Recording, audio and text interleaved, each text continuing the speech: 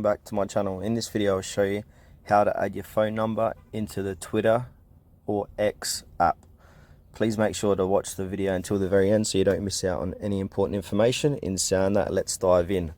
Alright, first things first, head to your Play Store and search for Twitter and make sure it's updated to the latest version. If it says open, you already are updated.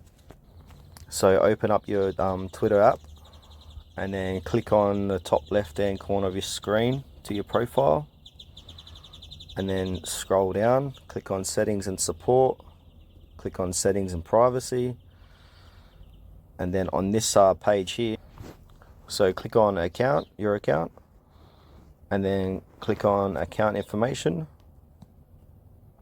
and then this is where you add your phone number in. So where it says add phone, click on that, and then you got to put in your password, and then once you've done that, you just put in your phone number like so, and then you got a few options to click here. So you can let people who have your phone number find and connect with. So if you want that to happen, click that. And then the next option here says let X use your phone number to personalize our service, including ads, yada yada yada. You can opt in or opt out for that. In my case, I'm going to opt out, and then click on next. And yeah, that's how you update your phone number on Twitter X.